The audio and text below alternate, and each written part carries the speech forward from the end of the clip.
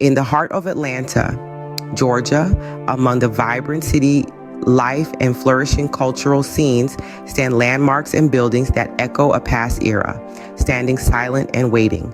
This documentary delves into the narratives of these iconic structures, their role in Atlanta's history, and the plans for their future. Notably, the Atlanta Civic Center, the city's premier venue for concerts, operas, ballets, and other cultural events, closed its doors in 2014.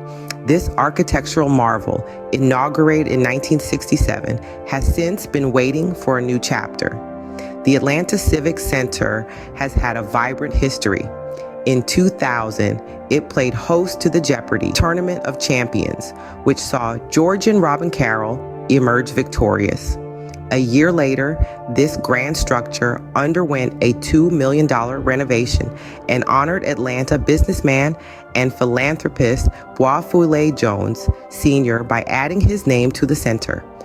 From 2003 to 2007, the Civic Center was the proud host of the Atlanta Opera before its transfer to the Cobb Energy Center in suburban Cobb County. Music Midtown Festival stages found their home in its back parking lot, and in 2002, Turner South hosted a televised concert there. President George W. Bush gave a speech about Medicare changes to an exclusive crowd in July 2005. Despite some talk of demolition in 2007, the Civic Center endured, and in 2008, hosted the Peachtree Road Race, Stage and Finish Festival, the 2008 BET Hip Hop Awards, and many more events. Notably, The Family Feud taped at the Atlanta Civic Center from 2011 to 2015 before relocating to the Georgia World Congress Center. Its vast space, capable of accommodating over 4,600 guests, holds the memories of countless performances and gatherings. Presently, plans have surfaced to breathe new life into this historic venue.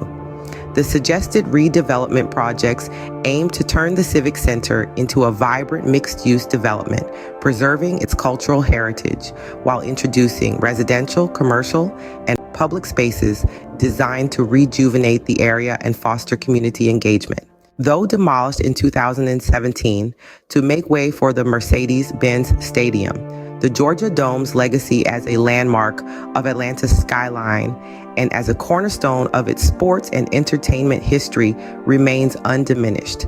Its site, now part of the larger vision for the city's renewal, reflects Atlanta's ongoing commitment to innovation and community development, showcasing the transition from historic pastimes to future possibilities. As we leave the site of the Georgia Dome, we journey back to its glory days, when it was the beating heart of Atlanta's sports scene.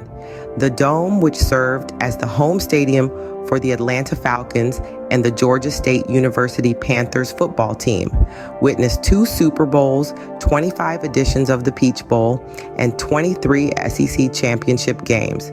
It also hosted numerous soccer matches, attracting crowds of over 50,000 spectators.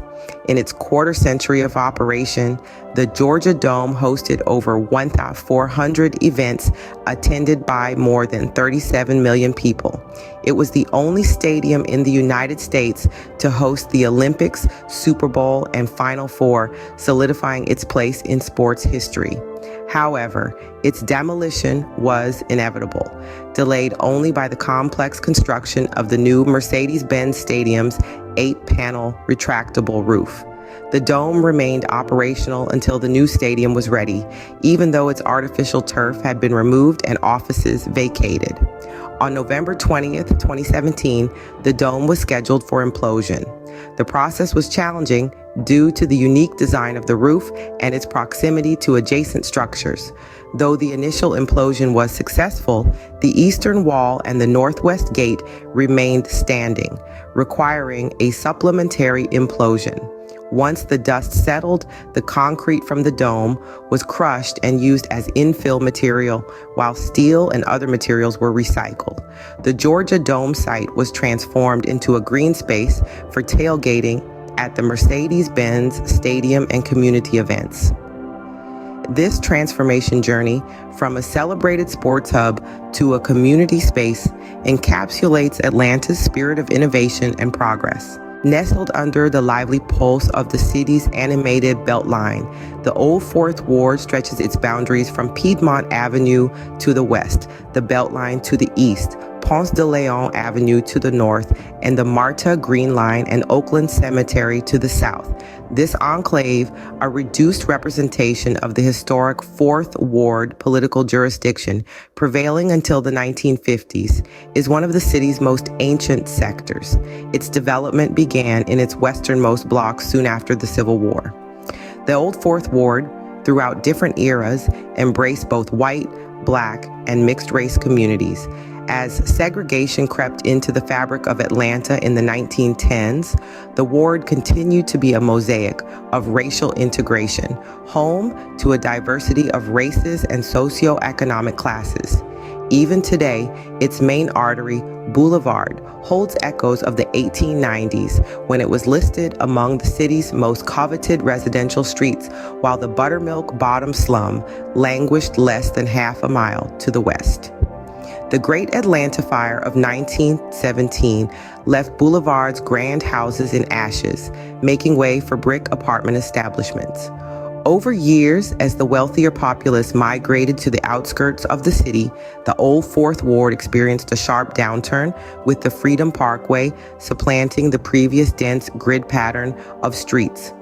Boulevard especially bore witness to a steady downfall as it turned into a notorious hub of crime and illicit activities despite the gentrification to its north, south, east, and west. Gentrification, which started in the 1980s and accelerated during the first decade of the 2000s, brought a wave of transformation to the Old Fourth Ward. New residential complexes, ground floor retail emerged, particularly along the Beltline, Ponce de Leon Avenue, North Avenue, and Highland Avenue. The area, mainly black, has seen a significant influx of white residents in recent years, changing its racial dynamics considerably. Now, the Old Fourth Ward houses a series of abandoned warehouses which once buzzed with industrial activity. While they stand as silent witnesses to the area's rich history, plans are underway to breathe new life into these structures. The aim is to turn these warehouses into incubators of creativity and innovation, offering spaces for artists, entrepreneurs, and community activities, thereby infusing the historical with the dynamic pulse of modern Atlanta. The Peachtree Pine Shelter, situated in the heart of downtown Atlanta, once held the title for the largest homeless shelter in the Southeast, marking its name in both controversy and compassion. Its closure didn't just signal the end of an era, but also heralded the start of a vital dialogue about homelessness, care, and community in Atlanta.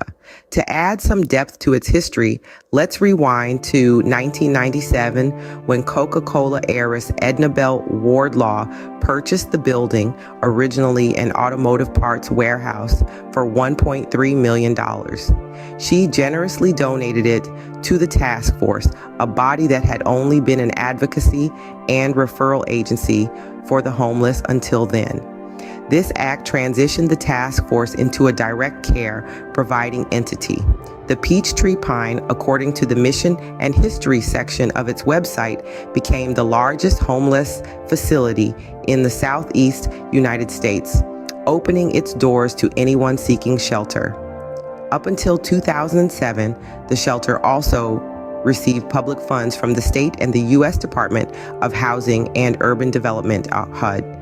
However, things took a southward turn when the task force was ranked the lowest out of 20 agencies by the Tri-Jurisdictional Collaborative on Homelessness, thus losing its HUD or other public funds. The aftermath was the shelter's loss of a major chunk of its private donations and its budget plummeting from a high of $1.8 million to a mere $200,000. In 2008, Atlanta's city officials cut off the shelter's water service due to unpaid water and sewer bills amounting to over $160,000. The task force fought back, winning an injunction to restore water service and filing a lawsuit against the city. Despite their efforts, the lawsuit was dismissed in September 2011 and subsequently denied on appeal in January 2013. By September 2014, the shelter's debt was a staggering $600,000, was later cleared by anonymous donors after the city threatened to cut off water supply. Between 2006 and 2014, the shelter experienced 3 separate tuberculosis outbreaks, leading Mayor Kasim Reed to declare it as one of the leading sites for tuberculosis in the nation. The climax of this tumultuous journey came in August 2017 when the task force, after settling pending lawsuits, closed the shelter. The final residents were relocated by December 2017. Fast forward to January 2019, Emory University purchased the building sitting directly across Peachtree Street from Emory's Midtown Hospital. As of July 23, 2022, the building has been masked with plywood covering all of its exterior windows, a measure implemented for added security. As we look towards the future, plans for the site involve addressing the homelessness crisis with suggestions including affordable housing solutions and community services aimed at supporting Atlanta's most vulnerable residents. As Atlanta looks to the future, these vacant landmarks stand not as relics of the past, but as canvases for innovation, community, and revitalization. Through a blend of preservation and progress, Atlanta is reimagining these spaces to reflect the city's rich history and its dynamic future. The story of Atlanta's vacant landmarks is a testament to the city's resilience, creativity, and commitment to community, a narrative of rebirth and renewal in the heart of the South. This documentary, Echoes of Atlanta: The Future of Historic Vacancies, invites viewers to explore the past, present, and future of these iconic spaces, witnessing the transformation of Atlanta's landscape and the rebirth of its historic heart.